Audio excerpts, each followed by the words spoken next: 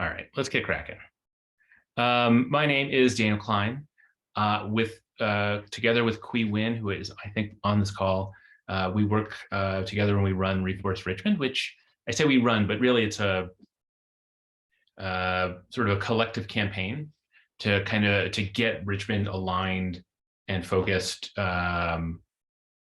to achieve what's in Richmond 300, basically. So this presentation, Roadmap to Richmond 300, really is to kind of talk about, we have long-term goals that we've sort of agreed to in our master plan. And so the question is, how do we get there from here? Where are we now and how do we get there from here?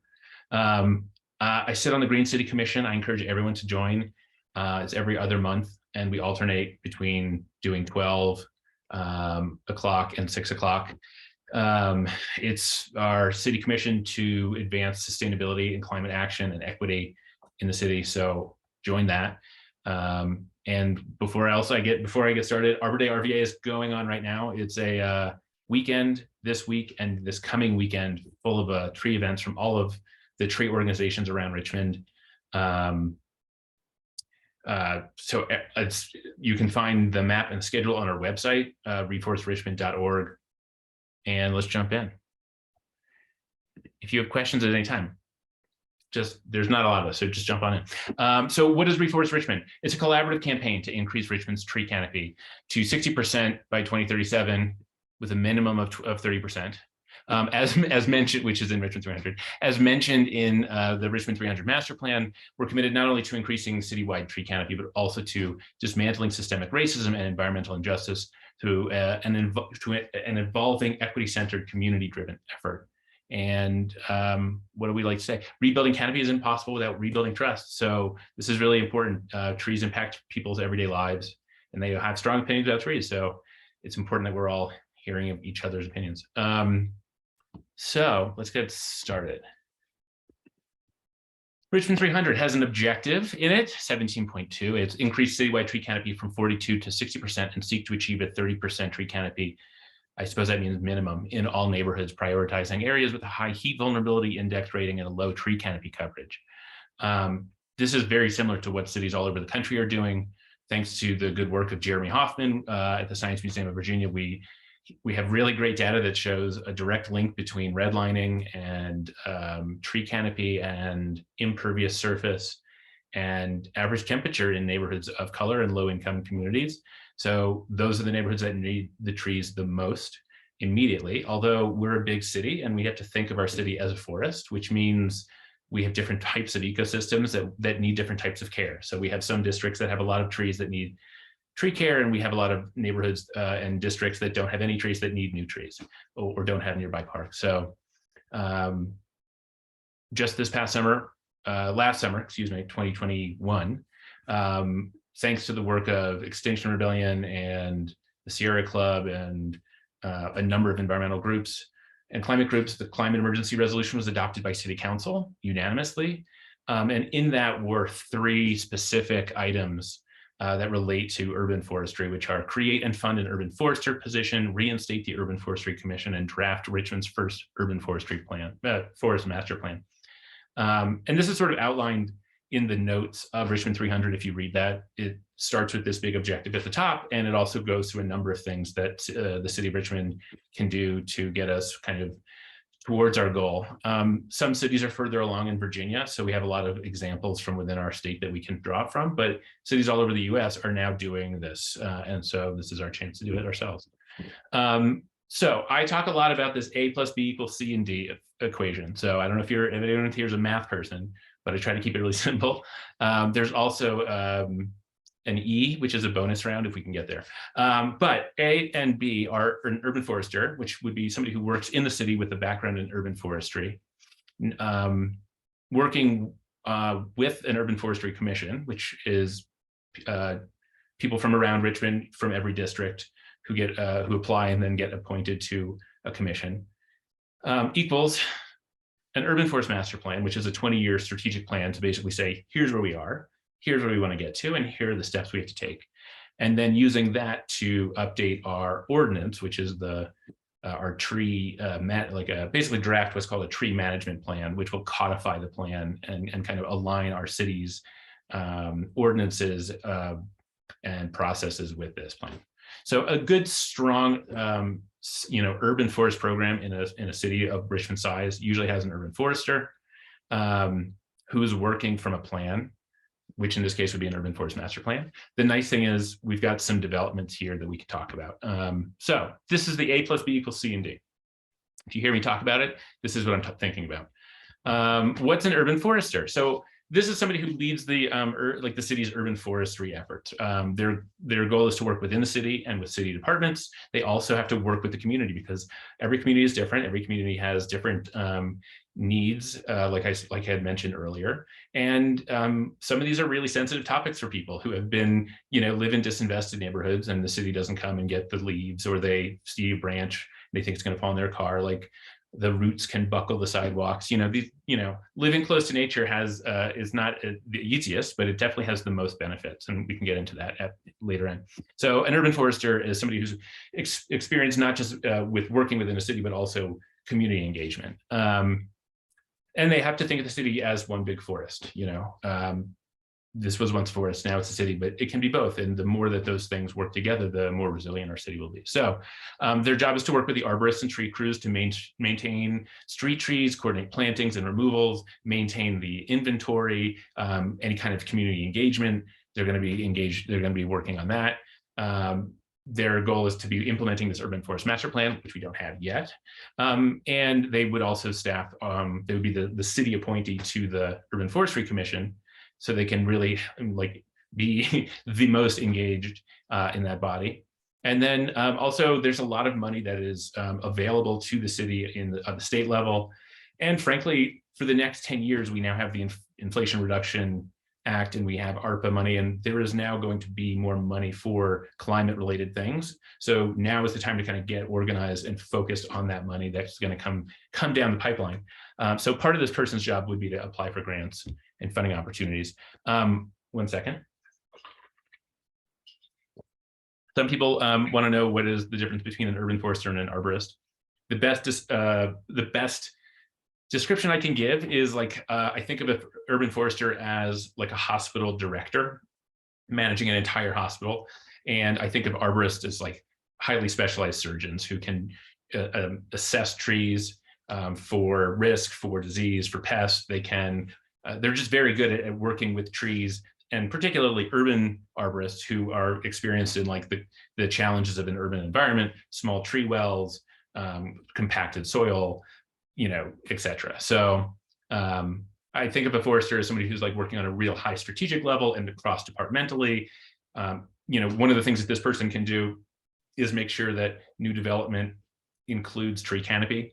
We have some laws on the state level that we're not, I don't think, taking full advantage of, that could give the city the authority to require 10% for commercial and 20% tree canopy for residential. There was almost a bill that got through recently that would have really given cities the ability to require much higher canopy for high priority neighborhoods. So formerly redlined and flood prone.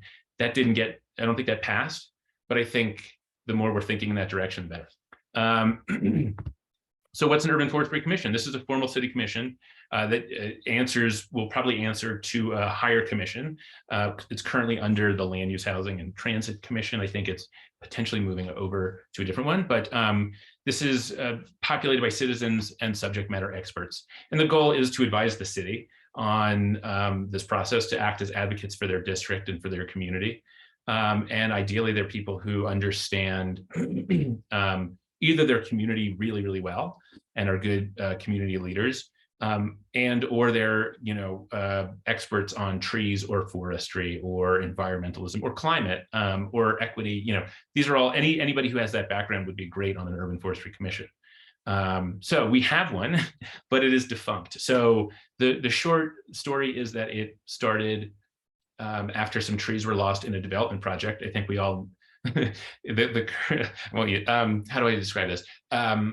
And there was kind of an outcry, and so the administration, I think it was one mayor ago, I think it was Dwight Jones, created a commission to advise the city and update the tree ordinance. And that is a really, I think, wonky, challenging project for a newly formed body. And so I think what happened was after several years of like working, it got bogged down, and just the tree ordinance kind of ran out of the effort to update it ran out of steam, and that commission stopped meeting. So we have an opportunity, which is to reboot it basically. And what would that look like? So I think rebooting it means we update the bylaws. We have, since it stopped meeting, we have adopted Richmond 300, which has objectives that we can adhere to. We also have RVA H2O, which is the city's stormwater plan. Trees have a huge part in just their green infrastructure, and they're a great solution for our stormwater challenges as a city. And RVA Green 2050, our climate equity plan is coming out. And that has a lot of great language about equity. So we have goals in Richmond 300. We've got kind of cross-departmental language around stormwater with RVA H2O, and we have equity language. So all of that can be kind of, I think, folded up into the new bylaws and basically say, like, this is what this commission will focus on: the implementation of Richmond 300, keeping in mind RVA H2O and RVA, and sort of synthesizing all of these things. Yes. I have a question, and maybe you're going to address this later, but in your mind, is this sequential? Like, you think the urban forester comes before the commission, comes before the plan, that you think step one is to hire an urban forester? Yes, that's a great question. I think A and B can happen simultaneously, and I think they're starting to. We're making some progress towards these. I guess I should mention that. So the urban forester is now a funded position. We got it in the budget for this year. So we have money that's been allocated to the urban forestry division for an urban forester. It requires an ordinance by city council to create a new city job in this case. Okay. I don't know why, but there you go. And so I think I just worked on a job description for an urban forester with a number of different groups that we're planning to share with. And would that be under DPW? Is that the? Correct. Yeah. So the urban forestry division used to be under Parks, and it moved under DPW, which is Department of Public Works, for some accreditation. And so, yeah. So let's see. So I think, yeah, so let's get the urban forester hired. And also the Urban Forestry Commission will take some time to do this, which also requires an ordinance. So updating the bylaws, also passing an ordinance to move it under GovOps, which is a different commission that has fewer commissions under it and more resources to sort of help run that. Ensure that each district is represented, make sure that's in the bylaws. And also, if we can, populate with experts and community advocates, right? So that there are some people, it's currently, you could apply, it's on the city website, but it just has no chair and it's never met, and it hasn't had this. So I think if we do these things, then we're a lot closer, and then the city council will approve people who apply and appoint them to the council. So once we have that, we're in good shape. So this could start meeting with or without an urban forester. I think having an urban forester who can be the advocate on the city side in these meetings would be great, and have that person appointed. In the Green City Commission, we have someone who's on the sustainability office appointed by the mayor. And so we have that voice in those commissions. It's really helpful. So in this case, that's, I think that the urban forester would be the best person to do that whenever they get hired. So I think the city has to create the role and then post it. I would encourage everyone to promote the heck out of that list posting, that job posting, whenever it goes live, so we can attract lots of candidates from all over. But okay, so urban forester, let's get that person on board. Urban Forestry Commission, this is our chance to kind of like freshen up the language, give it some like long-term meaning, and get it up and running with some resources. All right, and together I think they can work on an urban forest master plan. So 1 second.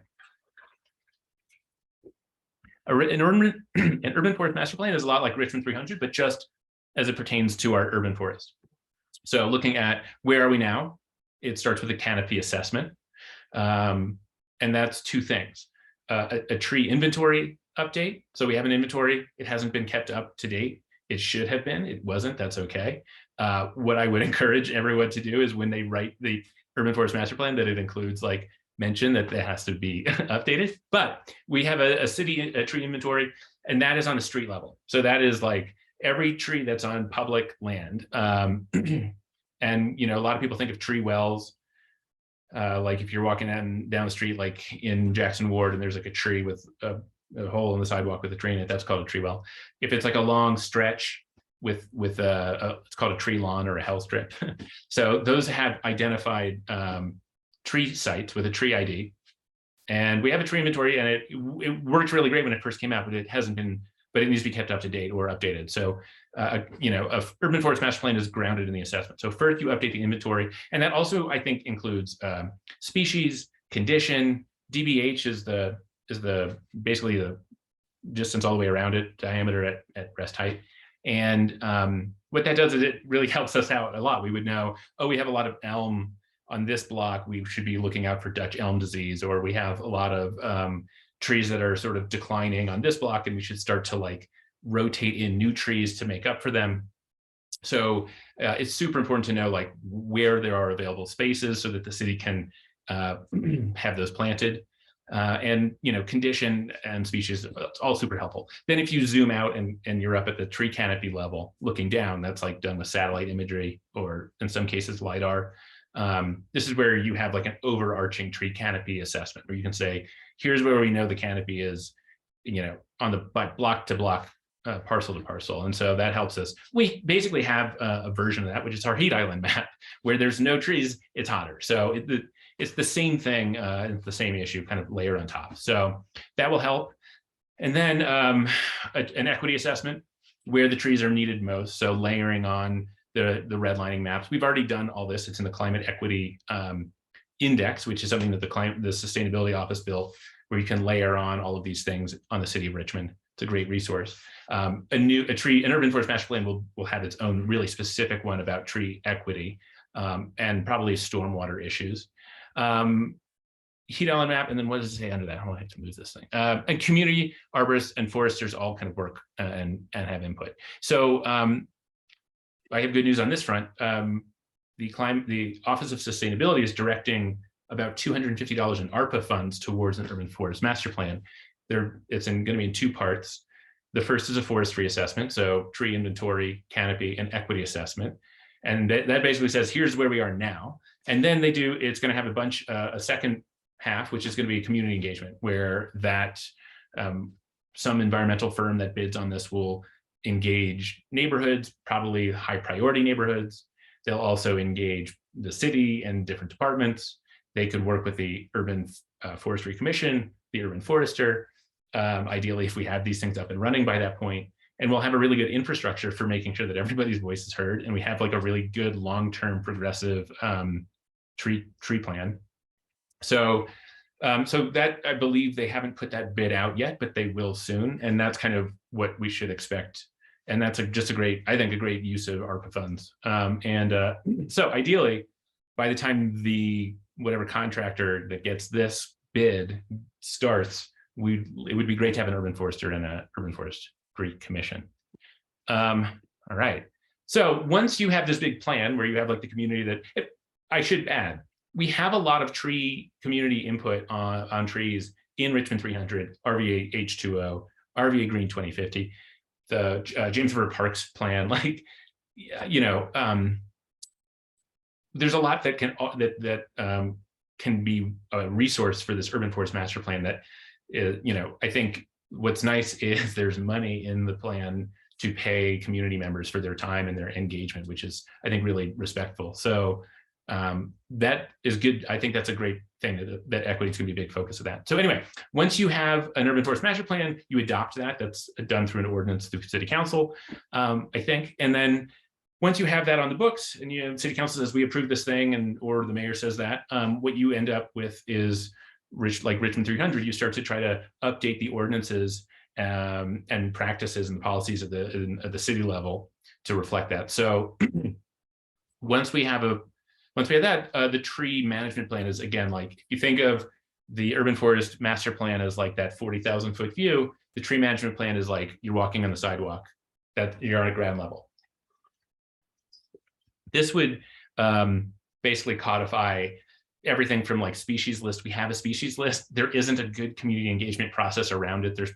I'm sure there are people who think we should have only natives, and there are people who think we should have some that are ornamental and really hardy in an urban environment, or we have people who might think we should be planting stuff from further south since the temperature here is getting so hot. So there's a lot of opinions around tree species list, but it would be good to have one that is updated and more transparent, I think, and makes it so that it's being updated regularly, or whatever. So that also includes like a planting and care policies, like how are we planting them, what size. Our current one says it's 1.5 inch requirement for a city street tree, which works really well in some cases, but not in every case. And in some cases we can plant smaller trees that are cheaper. They tend to do better because there's less tree that has to survive the move. If you have a small tree, it doesn't need as much energy to care for itself. So updating the city ordinance just to say like there's a time and a place for these different sizes, and let's be really specific about it, is I think a better plan. Spacing is huge, and I don't just mean like how far apart the trees are, but I also think about soil volume. The smaller the soil volume, the smaller the tree can grow. So what you end up with are trees that have a very short lifespan in the city, or are just always sort of weaker and therefore more at risk of disease and pest. And so, the longer, if you can do a long tree well, that's like more soil that can hold water, and that's going to support more trees, better. But obviously, how do we get there? If we have a big built environment, we'll get to that.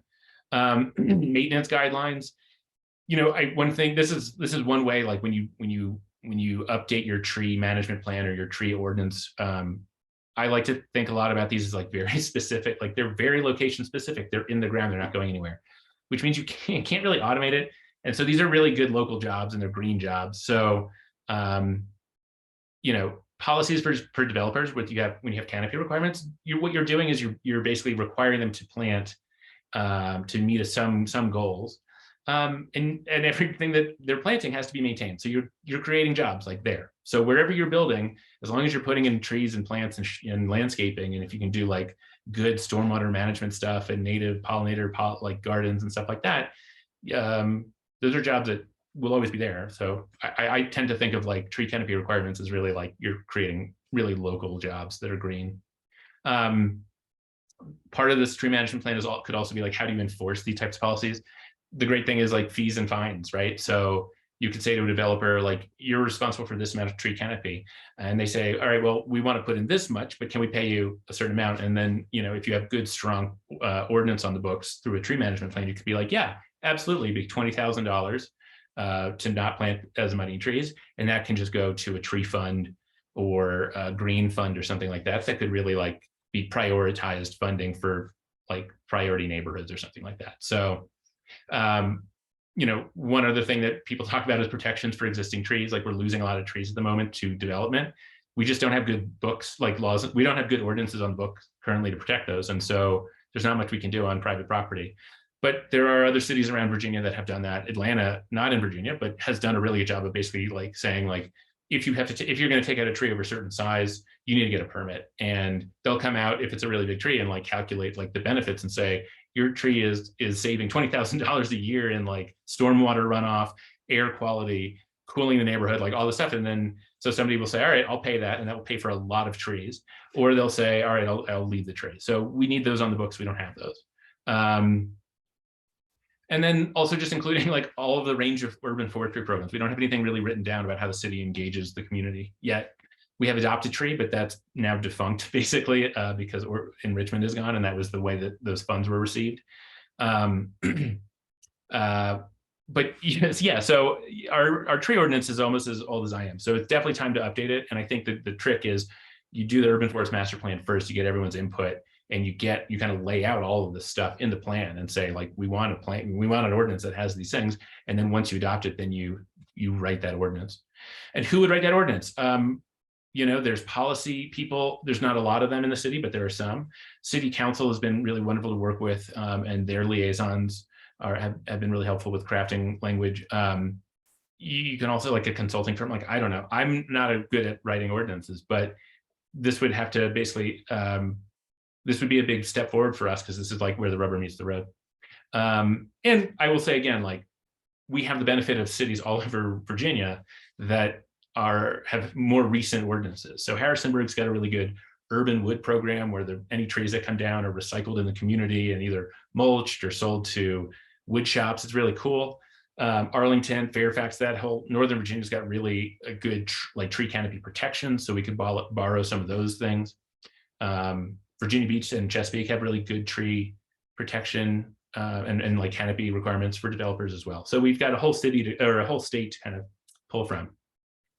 This is also something that an urban forester, if they have a policy background, could help craft, and or the Urban Forestry Commission could work on.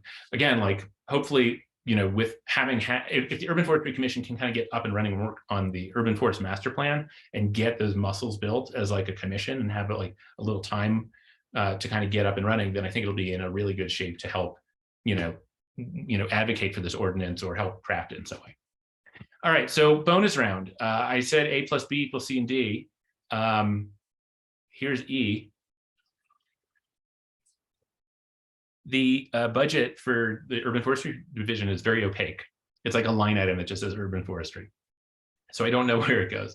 I think there's a lot that can be fixed in the tree ordinance or the tree management plan, or the tree plan, basically updating the ordinance. There's a lot of different opinions about how best to do like these plantings on the ground level. We have street trees that are getting planted that are really big and not always watered. They would do better if they were small and never watered, or they would do better if they were big and also watered. So we have, two options or two kind of things in our tool belt that we can do.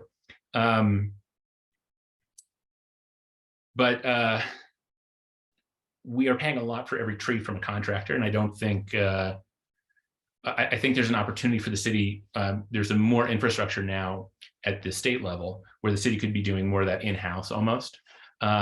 So both having watering, it could be broken out of the contract and be its own contract, or it could just be like done by the city.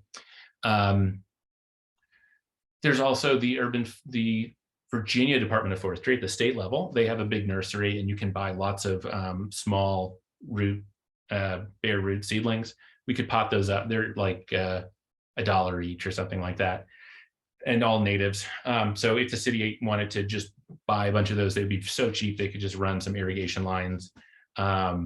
It takes labor. It could use some volunteer labor coordinated through the city or whatever. But if we want, we could think about using some of our space to do that. Grow our own trees, at least for giveaways or plantings where we can do smaller trees. That would just be one thing that like an urban forester could come into the city and say like, oh, we should build that out. Or I actually believe that it's already starting to happen within the division, which is really good, but it could have more support. But so yeah, so there's like, we have a lot of options here when it comes to like how we get to the street planting level. There's also like, how do we engage people more and help them choose what they want? Anyway, so bonus round tree funding. Our line item in the budget is, it's super opaque. So it would be great to have like, to work with city council and or the mayor to like kind of define that a little bit and make sure that it is oriented towards the objectives in this tree plan, the Urban Forest Master Plan. I talk a lot about like, it would be cool if we had a tree fund. And again, like that could be the thing that could receive fees and fines or permits. I don't know what that structure looks like. It could be done through a nonprofit, or it could be done through the city. I don't really know, but it would be really great to have some really simple, like clear way to be like, this amount of money is flowing into the fund, this much through developers, this much through permits, etc. And like have some like, a little bit of structure behind how it gets spent, and say like 75% of this is going to like de-redlined neighborhoods from the 50s, or whatever. 20% could go, anyway. That's one thing. We also have a lot, like I said, we have a lot of grants opportunities at the state level through the Department of Forestry. There's money that we could apply for an Urban Forestry Commission that would help like fund staffing it or engagement. There's money for rewriting a tree plan. So once we do the Urban Forest Master Plan, we could look for a grant from the Department of Forestry specifically to fund that tree plan if we need to pay any services. And like I said, we've got big federal things happening over the next 10 years. So let's get our get our ducks in a row. Donations and fundraising. People reach out to Reforest Richmond to donate. It doesn't have a bank account. It's not meant to be to receive funds, I don't think. And so I think there needs to be a better way for people to be like, I care about this and I want to put money into it, or we need to do a gala or whatever. We don't have that, so we could do that. And then Adopt a Tree is the last thing here. It's a great program for 1982. It's now defunct, and it's just time for an update. I don't know that you can even easily pay. Well, you can't do it now because in Richmond is gone, but you still had to print out and mail a form to do it, which is let's make it as easy as possible for people to request a tree. But also there's challenges with Adopt a Tree, because it basically says, the city says, if you pay this money, you get a dedicated tree, but you also have to water it. And I don't know why we put that on people. It's in the public right of way. They're somewhat responsible for it. No one really understands how easements work. But frankly, the city could just say, we know where all the trees are going, and we can coordinate a watering route either through a volunteer organization or our own, volunteer coordinating or whatever. So it's also, when you think about watering a tree, it's not every week for a year. It rains a lot in Richmond. It's a rainforest. So frankly, it's really needed at certain times of the year. And those could be more brigade style, where it's all right, everybody, we need to go do these routes or whatever. So when it comes to the section E, really the point here is the funding is super opaque, and there's a lot of money that we're not getting because we don't have the right sort of infrastructure yet in place. So somebody could do this now. I don't know how to do that, but this is basically what we should have in the city, and this is what other cities tend to have. And again, like I said, in Virginia, we have a lot of cities that we could draw from. So, to someone's great earlier question, what's the order? Right now we have, let me see, I have another vote. Nope. Right now we have, like I said, we have an urban forester funding. We have to get the position created. We have the Urban Forestry Commission that needs to be moved over to GovOps, and the bylaws refreshed, and then it has to start, people have to apply and get appointed, and it has to start meeting. The Office of Sustainability at some point will put out those RFQs, or whatever they're called, RFPs, for the Urban Forest Master Plan. And whenever that goes live, I will use the small power of Reforest Richmond to boost that thing. But I would encourage everyone to do that, so that we could get environmental groups from wherever to come in and do it. The people who tend to do the most of them are Davey and I forget, Bartlett. Those are the tree removal companies. They really want to know where the trees are. So they have a huge consulting part of their organizations that do really good consulting. But I think this RFQ includes a lot of focus on community engagement and equity and tree equity. And so maybe we'll get a really specialized environmental group that does that really well. Once that gets adopted, then we should work to update our tree management plan, aka our tree ordinance.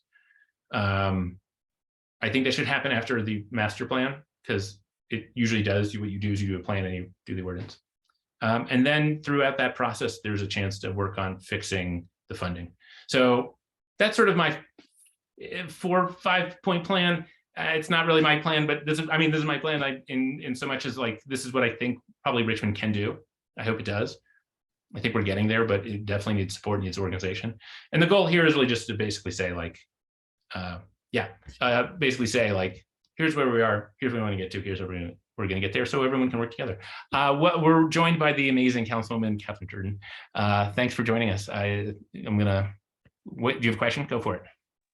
Yes, I wasn't sure if you were wrapping up. I saw someone leave, but before you do, I just wanted to give a shout out to our new director of the Office of Sustainability, who's also on the Zoom tonight, Laura Thomas.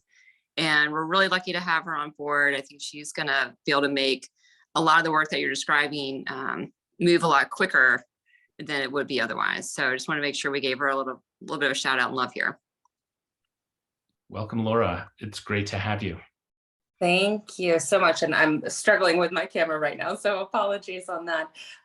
Super excited to be here. So thankful, Daniel, to hear all of this and everything that you're doing and all the support from Councilwoman Jordan. It's really a wonderful time to come into an organization with so much going on. I know I'll be directly supporting that Urban Forest Master Plan initiative as it's going out, and we're getting those consultants on board. So I'm looking forward to diving in and making sure we get the right people to get the job done the best that we can. Thank you so much. It's really great to hear that. Question. All right, I'm done talking. I'm Oh, here to you are? listen and or answer questions, so feel free to jump in. Yeah, well, with the reference to the loss of enrichment, and you're talking a lot about grants, who are you, Reforest Richmond? Are you a 501c3, or who is your fiscal agent at this point? Or what's the visions for replacing the loss of that? It's a great question. So when I started Reforest Richmond with a whole bunch of people to get all the redbuds given away a couple of years ago. Got it. Yes, I remember that. But we tried to kind of structure it in a way that's open to what the community wants. So, or needs. It's not a 501c3, it's social media and me and Kui and a website. And so I think that Reforest Richmond, I think it has the opportunity to be support, like to play that role, but I think it's going to take a group to do that. So I also think for the projects that I've done, or we've done with through Reforest Richmond, the Arbor Day RVA, we've partnered with the Richmond Community Tool Bank, which has been our fiscal agent.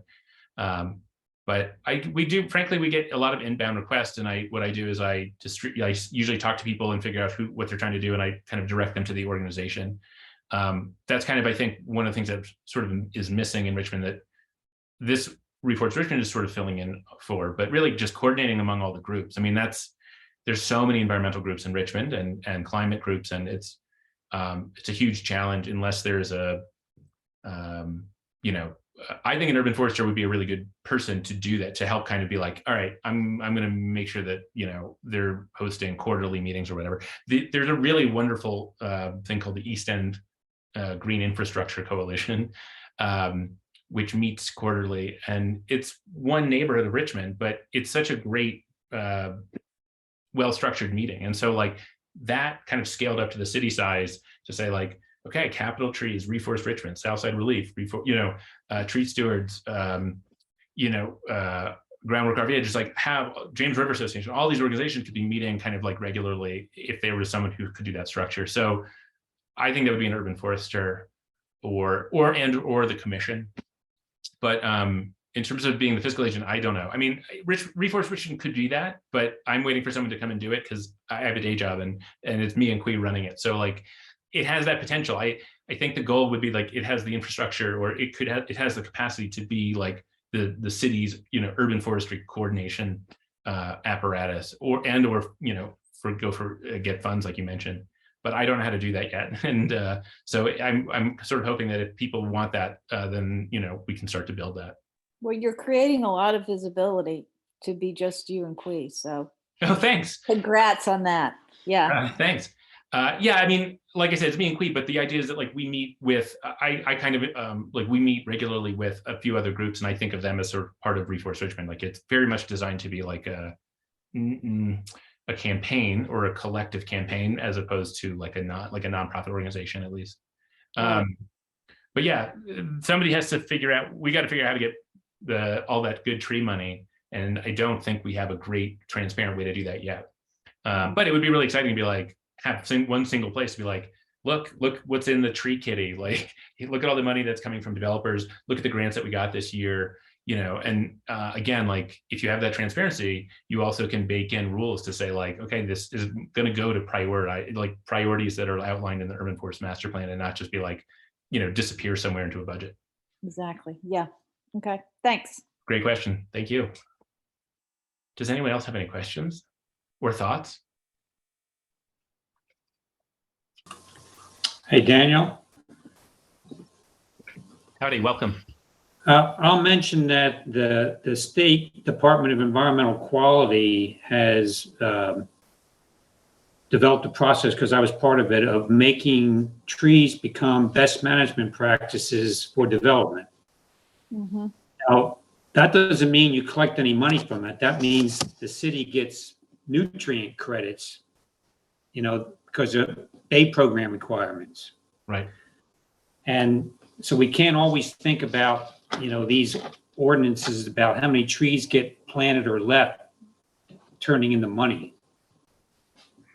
Yeah, I think it's nice to, I mean, I think if we have a really well planned, like well-written, like ordinance, then you can really do a good job of saying, you know, this is a requirement. You can pay if you don't want to do it, but we'd rather you just do it because you need the canopy. But if they choose not to do it, then we'll be like, great, the option is to pay into this fund. So I think, you know, like you said, like if it's the best management practice, but we have like, there's the carrot, and the stick is if you don't, then you can pay, you know, a fee, like a mitigation fee, and we'll put those trees into, you know, like the school with the hottest playground or whatever. Yeah. It's a great point. Do we have questions? Mary, are you raising your hand to say hi or to have a question? Yes, I wanted to say that I think having an option of asking developers to do certain things in terms of canopy, including green roofs, arbor structures, trees, plants, and but also giving them the option, because sometimes there literally just isn't space. You know, ideally you want to have all those plantings and those green things, and most developers are more than happy. It's less expensive than the fee or the fine or whatever you want to call it. And that's would be really great. But having an either or option where like, hey, you can just pay this really big fee because it'll pay for planting trees elsewhere in the city that really needs them. There might be a neighborhood where like it's important to have that density to serve the neighborhood and give it what it needs. But we also, and maybe that neighborhood has a lot of tree canopy and doesn't need it, you know? So I think you have to allow a little bit of flexibility. And I think more often than not, believe it or not, in Virginia, the developers will probably opt to plant trees. It's less expensive and it's pretty and people like them. And yeah. I totally agree. Also a great point. Thank you.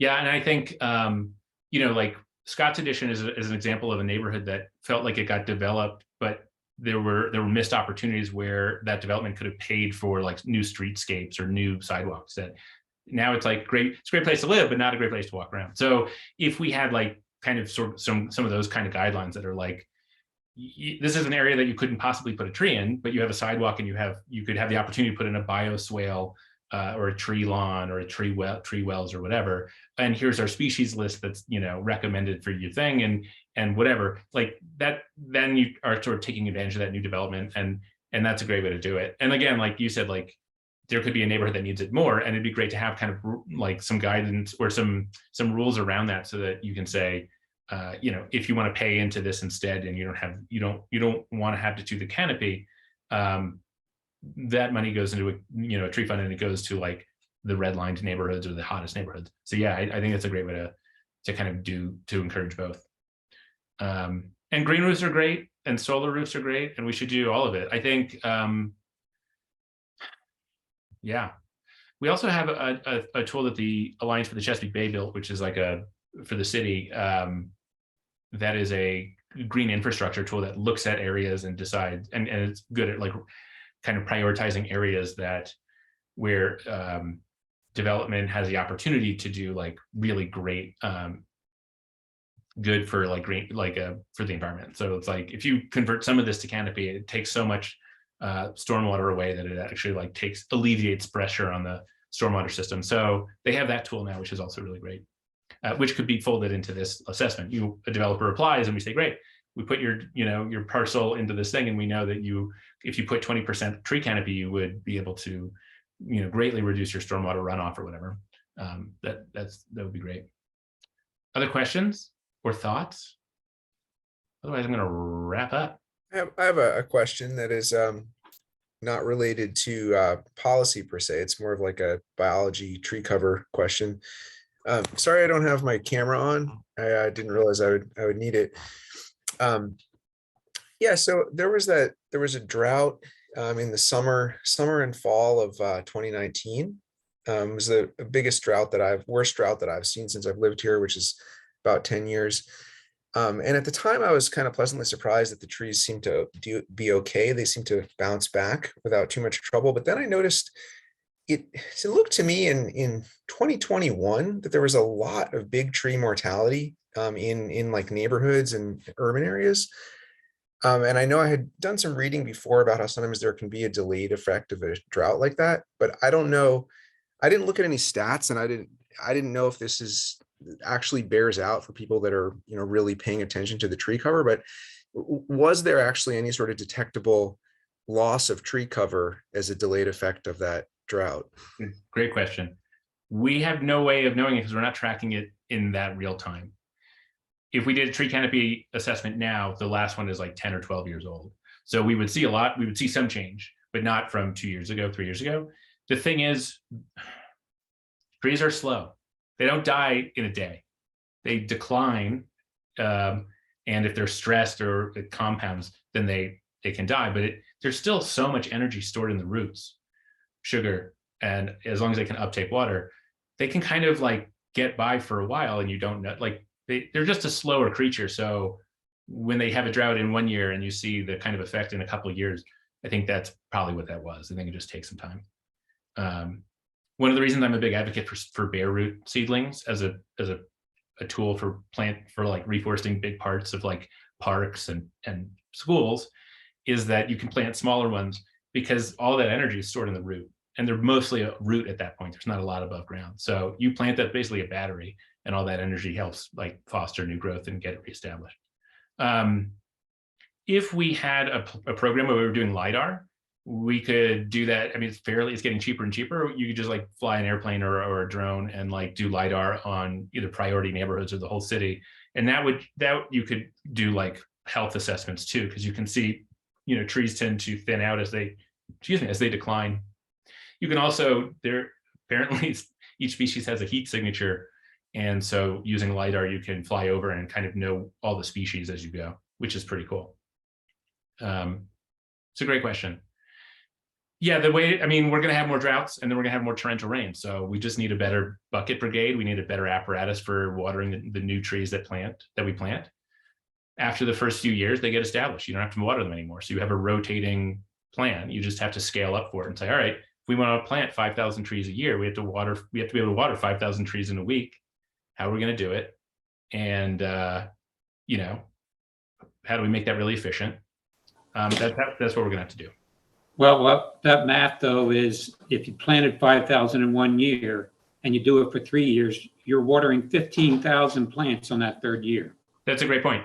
So yeah, thank you for pointing that out. Exactly. That's the thing. There's like, it kind of rotates, right? It works in these cohorts.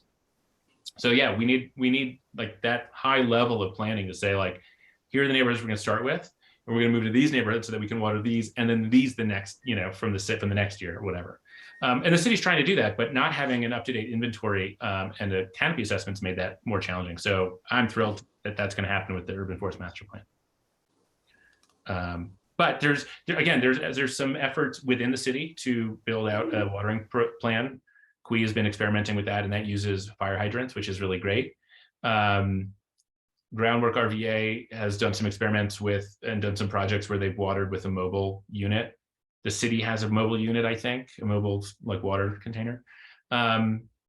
There's also, our tree ordinance requires a tree gator, which is like that big green bag.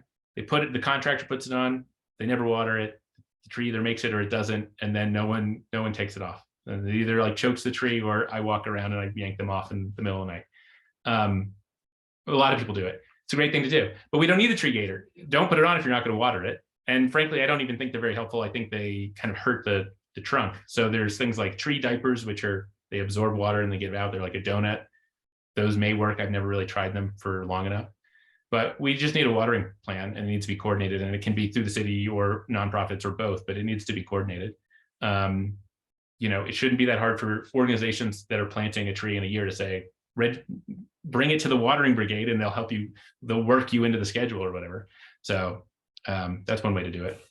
Carefully, we're not the only city with trees. So, we don't have to make up the solutions. We just have to look at other cities and do what they're doing that works. Sorry. I was just going to say, be careful yanking those off in the middle of the night. I've heard that black widows can like them quite a bit. It's true. Yep. Yeah, be careful. But yeah, they love it. Do it, but run. All right. Hey, Daniel, I got one quick question. Please. Nice to see you again.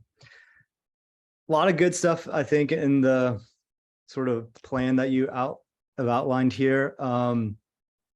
I guess my question is like, well, maybe a few thoughts in terms of like, I'd love to see this be something that is like more accessible on the website. And in terms of like, there's so many components to this, and it's like all are really important facets of it. But I think it's just like, there's so many things to tackle. Like, if you could try and present in a way that's really accessible to the communities, like, what do we need to focus on next? Like, what's the next big hurdle to really like move the needle forward? Yeah. Because I feel like one of the hardest parts is like to get consensus on what needs, where do we need to, we only have so much energy. Yeah. And it's like, what do we need to focus on to really get this process moving? Because I think, at the high level, it's great. And everything about it, I think, is like, it's much needed. There's so many problems with the way things are managed. And it's like, but like part of maybe this is a question for like your communications and stuff, and what you can help coordinate is like, what are those, like, what's the next big thing to rally around? Is it the ordinances to like make sure that the forester position happens? Like, if that's the next thing, and these other things are nice to talk about, but it's moot unless we get see that thing through. Like, maybe outlining in a very visible, accessible place, like, where are we at? What can we rally around next to try and like, really get, and where do we need to direct that? Is it like, we need to email our council members? We need to email, is this like, who needs to hear from us? Because I would happily rally my neighbors and whoever, the people in my circle, if I knew like, what is the like the most effective way of using our time. Yeah, I totally agree. Yeah, it would be great we can put this on the website. I just put this presentation together about a month and a half ago. So I just kind of wanted to take this out to the community and get everyone's thoughts like that everyone's provided. So yeah, what Queen I can do is add it to the website. And like you said, it would be really nice to be like, have a status on each thing. Like how far along is this? We can definitely do that. And then make it much more clear about action items. The nice thing is like council and the city have been really, wonderful to work with. This is a slow process. I joke that this is like where trees and the city government meet, which is like the two slowest things. But frankly, like it is starting to go in the right direction. And like at the end of the day, this is a plan just to get us a plan. Like implementing will be the challenge. The engagement will be challenging. Like, this is just like, how do we get everyone pointed in the same direction for, ideally for 20 years? And that's going to be a real challenge. But I agree, like we can make this a bigger part of the Reforest Richmond thing and kind of help people like follow along and get involved. Awesome. Yeah. I'm going to give one last plug before we wrap up. Go to reforestrichmond.org. The first link is for Arbor Day RVA 2022. This is our third year. Big round of applause to Kui Win, who's been amazing and helped make this a reality. There's tree giveaways, there's tree plantings, there's workshops, there's tours. Go check it out and help us reforest Richmond. Thanks, everyone. Have a great rest of your evening. Thank you. Thank you. Thank you. That was a great presentation. Thank you. Bye. Thanks, Daniel. Always awesome to see you. You too. Thank you for coming. Yeah, of course.